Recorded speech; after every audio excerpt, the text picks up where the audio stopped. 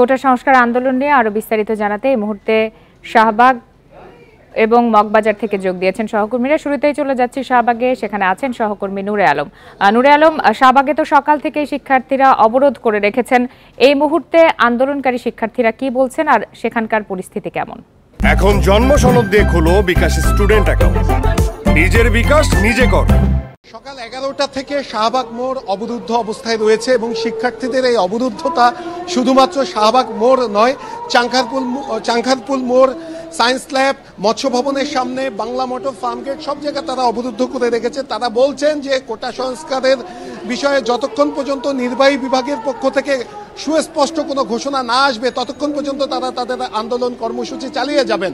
এরই মধ্যে আদালত যে 2018 পরিপত্র বাতিলের বিষয়ে আদালতের যে রায় ছিল সেটি বাতিল 1 মাসের জন্য স্থগিতাদেশ দিয়েছে। শিক্ষার্থীরা সেটিকে সাধুবাদ জানাচ্ছেন। শিক্ষার্থীরা বলছেন তাদের এই কর্মসূচি আদালতের বিরুদ্ধে নয়, তাদের এই কর্মসূচি নির্বাহী বিভাগের কাছে। নির্বাহী বিভাগ যেন কোটা সংস্কার করে একটি কমিশনের মাধ্যমে কতটুকু কোটা ক্ষুদ্র নৃগোষ্ঠী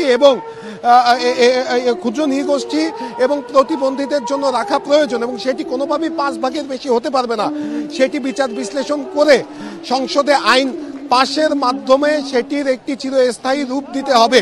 আর এই বিষয়ে যখন নির্বাহী বিভাগের পক্ষ থেকে কোনো ঘোষণা দেওয়া হবে তখনই তারা আন্দোলন কর্মসূচি থেকে সরে যাবে। আমি যদি বলি, গত 7 দিন ধরে শিক্ষার্থীরা শাহবাগ মোড় অবরুদ্ধ করে রেখেছে। শুধুমাত্র শাহবাগ মোড় নয়, বলা চলে যে গত 7 দিন ধরে দিনের একটি বড় সময় ঢাকা শহরে অচল অবস্থা বিরাজ করছে। আর ঢাকার বাইরেও যে বিশ্ববিদ্যালয়গুলো রয়েছে সেই বিশ্ববিদ্যালয়গুলোর সামনে সড়ক, মহাসড়ক শিক্ষার্থীরা অবরুদ্ধ করে রেখেছে, রেল লাইন অবরুদ্ধ করে রেখেছে, মানুষের ব্যাপক ভোগান্তি হচ্ছে। এ বিষয়ে শিক্ষার্থীরা বলছেন তাদের এই আন্দোলন শুধুমাত্র এখন যারা চাকরি প্রত্যাশী তাদের জন্যই নয়, এই আন্দোলন যারা এখন স্কুলে পড়ছে তাদের জন্য। কারণ তারা একটা সময় বিশ্ববিদ্যালয়ে ভর্তি হবে, চাকরি প্রত্যাশী হবে, তারাও এই কোটার বৈষম্যের শিকার হবে। তাই সবাইকে এই কষ্ট কিছুটা হলেও সহ্য করে তাদের দাবির সাথে একমত জানানোর আহ্বান জানিয়েছেন আন্দোলনকারী শিক্ষার্থীরা। তারা বলছেন এই কোটা ব্যবস্থা যদি বহাল রাখা হয়, অর্থাৎ 18 সালের আগে 56 ভাগ কোটা প্রথম এবং দ্বিতীয় শ্রেণীর চাকরিতে ছিল, সেটি যদি আবার কোনোভাবে চলে আসে তাহলে মেধাবীরা চাকরি থেকে বঞ্চিত হবে। অর্থাৎ 100 জন যদি চাকরিতে নিয়োগ পায় তার মধ্যে 56 জনই কোটায় নিয়োগ পাবে, 44 জন মেধায় নিয়োগ পাবে। এর ফলে ব্যাপক বৈষম্য সৃষ্টি হবে এবং মুক্তিযোদ্ধাদের জন্য যে 30 ভাগ কোটা রয়েছে সেটি নিয়ে শিক্ষার্থীরা বলছেন যে এই কোটা সন্তানদের পর্যন্ত ঠিক আছে, কিন্তু নাতিদের জন্য যদি এই কোটা দেওয়া হয় সেটি অযৌক্তিক। তাই এই কোটাটি তারা বাতিল করার দাবি জানাচ্ছেন। তারা বলছেন মুক্তিযোদ্ধারা জাতির শ্রেষ্ঠ সম্পদ, তাদের সুযোগ সুবিধা বৃদ্ধি করা হোক, তাদের ভাতা বাড়ানো হোক, তাদের উন্নত চিকিৎসার ব্যবস্থা করা হোক, কিন্তু চাকরি থেকে কোটাটি বাতিল করা হোক। কারণ মুক্তিযুদ্ধের যে চেতনা, শ্রেণী বৈষম্যহীন সমাজ গড়ে তোলার জন্য, সেই চেতনার সাথে এই কোটা ব্যবস্থা পুরোপুরি সাংঘর্ষিক। তাই এবং এই কোটা ব্যবস্থা মুক্তিযুদ্ধের চেতনাকে অপমান করার শামিল। তাই শিক্ষার্থীরা জানাচ্ছেন যে এই কোটা দ্রুত সংস্কার করে একটি চিরস্থায়ী সমাধান দিতে হবে, নইলে এখন তারা সরে যাবে। আবার যদি এই কোটা বহাল করা হয় তখন আবার তাদেরকে নামতে হবে। তাই তারা বলছেন যে তারা একবারেই এই দাবি আদায় করে একবারেই তারা ক্লাসরুমে ফিরতে চায়।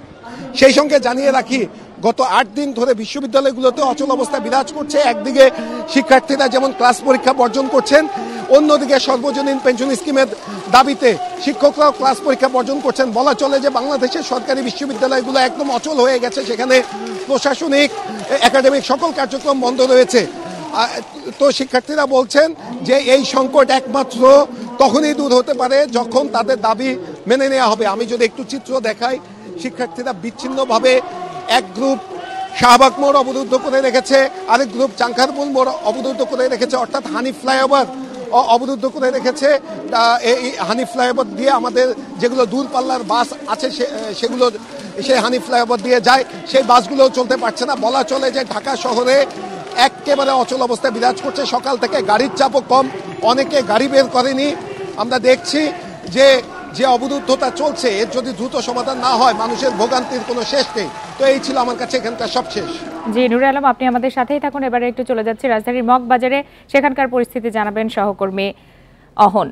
অহন, আপনার কাছে একটু জানতে চাই এই মুহূর্তে মগবাজারের পরিস্থিতি কেমন?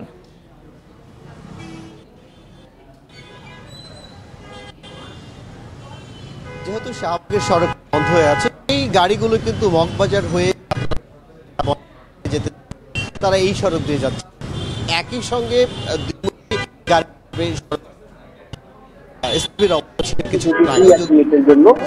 তারপরে কিন্তু গাড়িগুলো কিছুটা চলে এবং কিছুটা এগিয়ে গিয়ে আবার বন্ধ হয়ে যায়।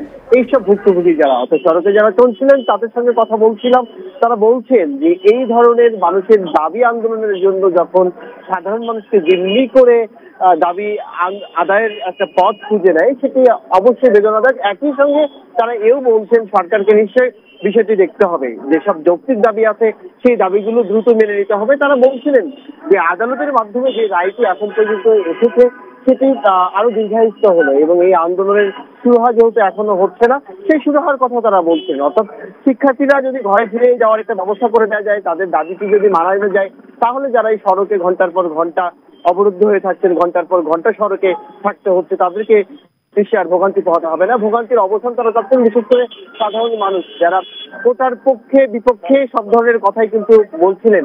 অনেকেই বলছিলেন যে কোটা ব্যবস্থার পুনর্বহালের কথা যেমনটা বলছিলেন, আবার বলছিলেন যে সংস্কারের যে দাবিটি উঠে এসেছে সেটি তারা যৌক্তিক মনে করছেন। এই সাধারণ মানুষ যারা পথে চলছেন ঘন্টার পর ঘন্টা রোদ বৃষ্টি মাথায় নিয়ে, তারাও কিন্তু দুই পক্ষেই আমি কথা শুনেছি।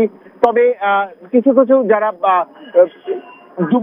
যুবক শ্রেণীতে রয়েছেন তারা কিন্তু বলছিলেন যে অবশ্যই কোটা ব্যবস্থা সংস্কার দরকার এবং এই কোটা ব্যবস্থা সংস্কারের জন্য নির্বাহী আদেশ কিংবা যে আদেশটি দেওয়ার মধ্য দিয়ে এইসব শিক্ষার্থীকে যত দ্রুত সড়ক থেকে নেওয়া যায়, তুলে নেওয়া যায়। সেটা আপনি দেখছিলেন রিক্সা কিন্তু ফুটপাতে উঠে গেছে এবং শুধু রিক্সা নয়, কিছুক্ষণ আমি দেখছিলাম কিছু মোটর বাইকে কিন্তু ফুটপাতে উঠে গেছে। অর্থাৎ সহ্যেরও তো একটা সীমা আছে। তারা বলছিলেন যে তারা বাধ্য হয়ে যাচ্ছেন, বিশেষ করে রিক্সা চালকরা একেবারে ঘেমে নিয়ে সারা। তারা বলছিলেন দীর্ঘ সময় ধরে একেবারে পানি তৃষ্ণায় তারা ব্যতিব্যস্ত হয়ে উঠেছেন। তারা বলছিলেন এই সমস্যার অবসান তারা চান, যত দ্রুত সম্ভব শিক্ষার্থীদের আবেদন, তাদের যা দাবি দেওয়া আছে সেটি যদি সরকার মেনে নেয়, তাহলে হয়তো সাধারণ মানুষকে এ ধরনের ভোগান্তিতে পড়তে হবে না, স্থবির হয়ে থাকতে হবে না নগরবাসীকে।